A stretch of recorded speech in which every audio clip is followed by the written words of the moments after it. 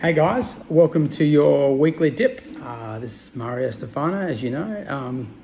Thanks for your feedback. After talking with Dr. Charles, he was happy that I spent the video just on one particular topic. Also, thanks for sharing. You're quite welcome to within the profession. No problems with that at all. I try and keep it short and to the point. I'm going to talk about two topics, but really it's just about one. And it's a little bit about changing the conversation. People come in and they have a problem, a neck or a back or a sciatic or a tendonitis or whatever, and they kind of come in expecting you to fix it. Now, while you want to help them as a chiropractor, because that's why you got into the profession in the first place, you want to help people. And, some people do it with drugs, some people do it with talking to them in terms of the language they give them and the checkup from the neck up. We do it using our hands and in a manual type of way. We're releasing their life force so that it can flow within their body without impediment and interference. So in keeping with that, it's good to make them shift in the way they actually think about how you're helping them.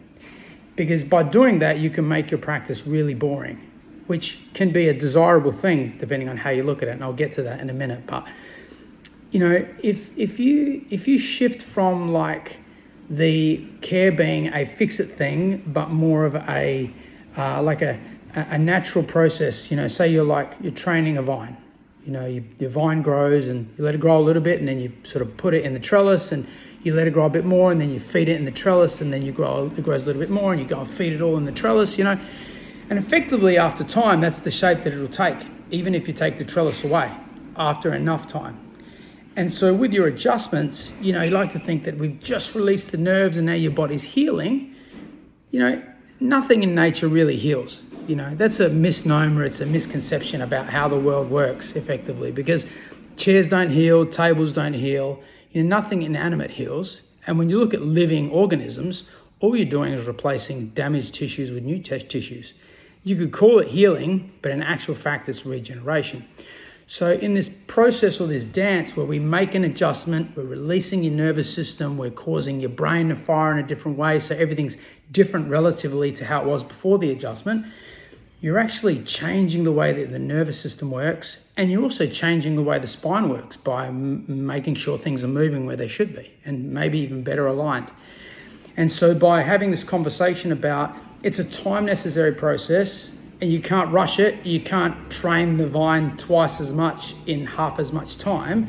It's a do it, wait a bit, let the body adapt, do it, wait a bit, let the body adapt. And so over a period of time, we're training your vine or your spine in this case, right, to work in a different way where it's healthier and staying healthy rather than going on a degenerative, progressive, worsening pattern, which is usually how people present to us, So if you can get them to think that, right up in the beginning of their care, then, they're thinking, all right, well, so I'm feeling better, but I also understand that my body's not working like it should be. Now I understand things better. And so I want to keep working through this process and see where we can get to from there.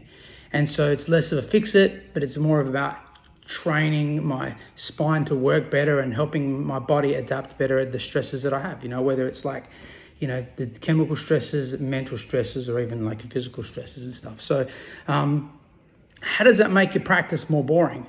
Well, your practice really runs on your energy. And last week we talked about passion, and passion really helps you grow a practice. It also helps you grow a practice that you love and full of people that you want to have in your practice. And so when people start to get a different way or the way that you understand chiropractic, they kind of start to act in the way that you do. And you bring your kids in to get checked regularly. If they're a bit run down and not feeling so well or something's wrong or nothing's wrong, you just get them checked, And even when life's bad, do you want someone coming in saying, being really well educated and saying, yeah, look, I've got a right bursitis here.